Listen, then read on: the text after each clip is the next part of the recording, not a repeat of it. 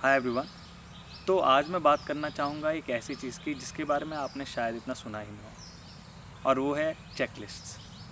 जी हाँ, चेकलिस्ट जो मैंने अपनी यूपीएससी प्रिपरेशन में काफ़ी यूज़ करी थी, चाहे वो जीएस का सिलेबस हो, चाहे वो इंटरव्यू हो, चाहे वो एसए सिलेबस हो, चाहे वो किसी भी चीज़ की प्रिपरेशन हो प्रीलिम्स में भी, मैंने चेकलिस्ट का यूज़ करा था जिसने मुझे काफ़ी हेल्प करा था। अभी मैं आईएएस में हूँ और यहाँ भी मैंने अपने ऑफिस में काफ़ी जगह पे चेकलिस्ट का यूज़ करके अपने कर्मचारियों के लिए और अलग अलग लोग जो काम कर रहे हैं, जो पब्लिक है, उसमें चेकलिस्ट का काम में यूज़ करके काम को काफ़ी आसान करा है, काफ़ी फास्ट करा है, एफिशिएंट करा है। तो चेकलिस्ट क्या होती है उसके बारे में बात करूँगा और साथ में आपको बताऊँगा कि आप चेकलिस्ट को यूज़ करके अपनी पढ़ाई को कैसे आसान बना सकते हैं, स्ट्रीमलाइन कर सकते हैं, एफिशिएंट बना सकते हैं और साथ में ज़्यादा आउटपुट ला सकते हैं कम इनपुट करके, और अपने काम को ज़्यादा इजी बना सकते हैं। आप अपने हार्ड वर्क को स्मार्ट वर्क में कन्वर्ट कर सकते हैं। साथ में आपको ये भी बताना चाहूँगा कि चेकलिस्ट के बारे में ऐसा कुछ नहीं है कि मेरे को किसी ने सिखाया, मैं ऑटोमेटिकली उनको यूज़ करना सीख गया। पर साथ में मुझे लगता है एक बुक है जो मैंने रिसेंटली पढ़ी, द चेकलिस्ट मैनिफेस्टो।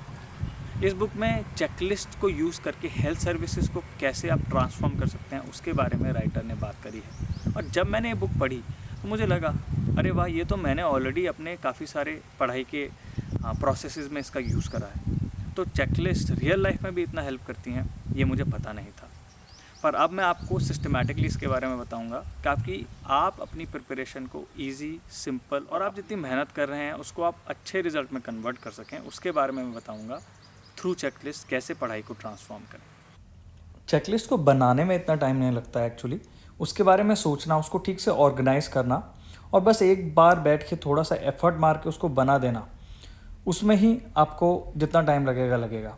मुझे लगता है एक सब्जेक्ट के लिए, एक यूपीएससी टॉपिक के लिए आपको 15 मिनट से ज़्यादा नहीं लगने चाहिए।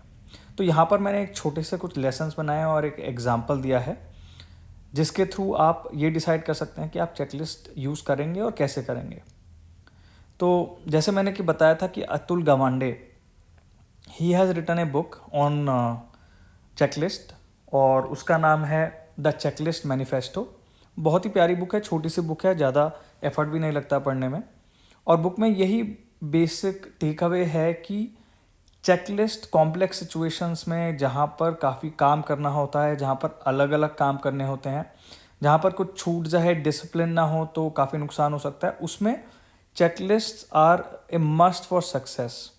They really help in achieving the goal. तो उसी तरह से मैंने चेकलिस्ट के बारे में खुद भी सोचा, खुद भी बनाई। मैंने अतुल गवांडे साहब को पहले पढ़ा नहीं था, ये बाद में पढ़ा और रियलाइज़ करा कि मैं भी चेकलिस्ट को यूज़ कर रहा था, तो उससे मेरे को काफ़ी हेल्प मिल रही थी। तो आप ये बुक पढ़ सकते हैं अगर आपके पास टाइम है, पर जितना मैं बता रहा हूँ उसमें पढ़ने की ज़रूरत नहीं पड़ेगी। तो आगे अब कोई एक एग्जांपल देता हूँ। डिस्क्रिप्शन बॉक्स में मैंने एक चेकलिस्ट और kind of it syllabus time table बनाने का तरीका पीडीएफ में करके आप प्रोवाइड कराए, उसको डाउनलोड कर सकते हैं। तो सबसे पहले चेकलिस्ट पूरे सिलेबस की बनाइए, सब सोर्सेज की बनाइए, नोट्स, मॉक्स, उसमें सब इंक्लूड होना चाहिए और सारी अलग अलग बनाइए। जैसे कि मैंने यहाँ पर एक हिस्ट्री की चेकलिस्ट, फ्रीडम स्ट्रगल की चेकलिस्ट बनाकर आपको एक एग्जांपल दिया है। तो आप जब इंडियन फ्रीडम स्ट्रगल पढ़ रहे हैं तो मेन सोर्स जो है वो बिपिन चंद्रा की इंडियन फ्रीडम स्ट्रगल बुक है। ठीक है, इस बुक में ही आपको सारा कंटेंट मिल जाएगा, इससे बाहर जाने की ज़रूरत नहीं है।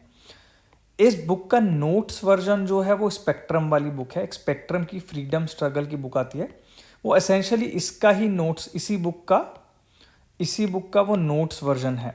ठीक है, तो इसलिए मैं आपसे रिकमेंड करूँगा पहले ये बुक पढ़ें, आपको काफ़ी कॉन्टेक्स्ट मिलेगा, आप समझेंगे।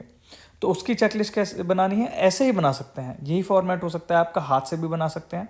देखिए, एक पेज में एक पूरी चेकलिस्ट होनी चाहिए, उससे ज़्यादा नहीं होनी चाहिए, वरना चेकलिस्ट का कोई पॉइंट नहीं रहता। ठीक है, तो यहाँ पर जैसे चेकलिस्ट मैंने ऊपर एक समरी दी है कि 39 चैप्टर्स हैं बुक में और 550 पेजेस के अराउंड हैं।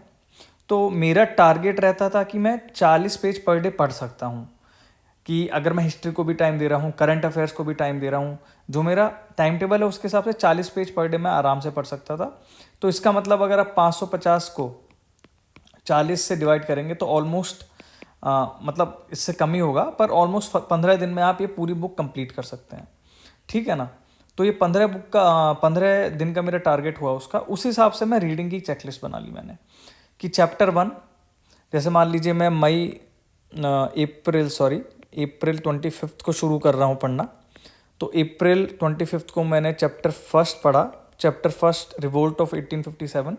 ये सब लिखने की ज़रूरत नहीं है, ये तो मैंने आपके रेफरेंस के लिए बना दिया है। चैप्टर 1 लिख लीजिए बस, कि चैप्टर 1 अप्रैल 25 को मेरे को पढ़ना है, इस तरह से लिख लीजिए। और 11 पेजेस हैं तो एक दिन में हो जाएगा। फिर चैप्टर 2 में 9 पेजेस हैं, वो भी पहले दिन में हो जाएगा। चैप्टर 3 में 11 पेजेस हैं और चैप्टर 4 में 9 पेजेस हैं। तो ऐसे करके 40 पेजेस, मतलब 4 चैप्टर आपके पहले दिन में ख़त्म हो जाएंगे। तो जैसा कि आप यहाँ देख सकते हैं, डे 1 में मैंने ये 4 चैप्टर्स कवर करने का टारगेट इस चेकलिस्ट के थ्रू रखा है। फिर डे 2 में आ गया। डे 2 में मैंने, आप जैसे देख सकते हैं यहाँ पर, चैप्टर 5 है, 6 है, ये 11 और 9 पेज का है, एंड सो ऑन। मैं नंबर ऑफ चैप्टर्स लिख लूँगा जो मैं दूसरे दिन में कवर करूँगा।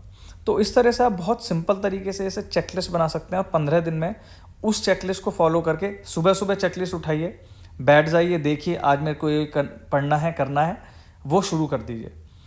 और एंड ऑफ द डे में अपने आप को सराहिए। आपको देखेंगे, अरे वाह मैंने इतना कवर करा है, I deserve A PAT on my back. उससे क्या होता है, मोटिवेशन लेवल्स भी बढ़ते हैं, आपको समझ में आता है कि आप कुछ अचीव कर रहे हैं। और ऐसे 15 दिन बाद जब आप पूरा कंप्लीट कर लेंगे, तो एक मॉक्स की अलग से चेकलिस्ट बना के रखिए कि मैं कौन कौन से टेस्ट इस particular part of the syllabus से कब कब लूँगा। कि जैसे वाजीराम का एक टेस्ट मैं लूँगा, अगर वाजीराम आप लगा रखिए आपने, तो मई 10 को Indian freedom struggle plus old UPSC papers में मई 10 को 3-4 घंटे में कन्वर्ट कर लूँगा। ऐसे ही सेकंड टेस्ट में ऐसे ऐसे लूँगा।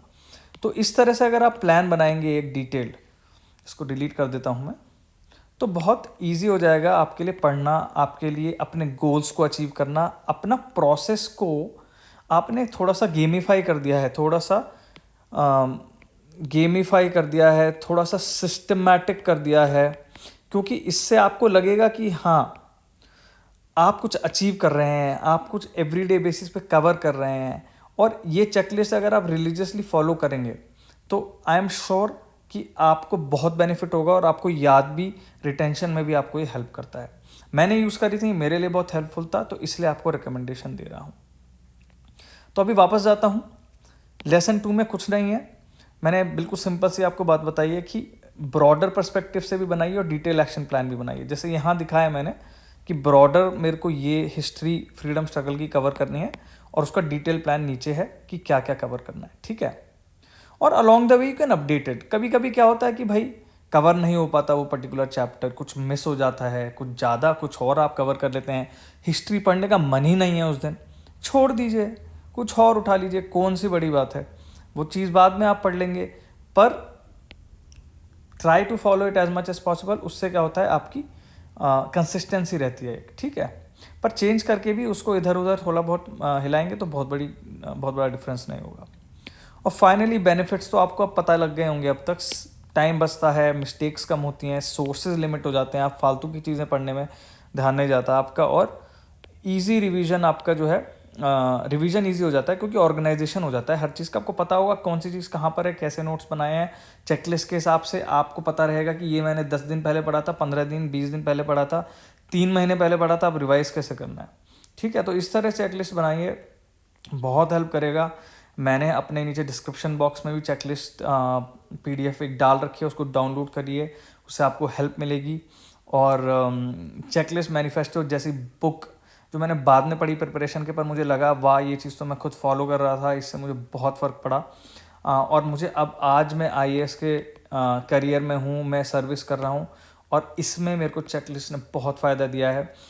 Let it be planning for Covid centres जो हमने खोले हैं यहाँ पे, उसमें हमने चेकलिस्ट बनाई है कि ये पर्टिकुलर प्रोटोकॉल, सफाई का प्रोटोकॉल, डॉक्टर टेस्टिंग का प्रोटोकॉल, ये सब की हमने चेकलिस्ट बना के दिए हैं, उससे हमें बहुत फ़ायदा हो रहा है। हम गवर्नमेंट रिपोर्टिंग में चेकलिस्ट बनाने लग गए हैं, उससे हमें बहुत फ़ायदा हो रहा है। तो बहुत सारी चीज़ों में चेकलिस्ट का फ़ायदा उठा रहा हूँ मैं अपने जॉब में भी। तो मुझे लगता है कि आपने एस्पिरेंट वाला अभी रिसेंट एक TVF पे जो प्रोग्राम है उसमें देखा होगा कि training starts from preparation. It is actually true. आप प्रिपरेशन में काफ़ी सारी जो चीज़ें सीखते हैं वो ट्रेनिंग में भी आपकी हेल्प करेंगी और एक्चुअल जॉब में भी हेल्प करेंगी। So I hope you benefit from this chapter, from this video. Sorry, I meant to didn't say chapter but video. और आपको जो भी क्वेश्चंस हो, जो भी डाउट्स हो, पूछिए मुझसे. I will try to reply to everyone. Thanks a lot, and keep yourself safe during COVID. Have a good time.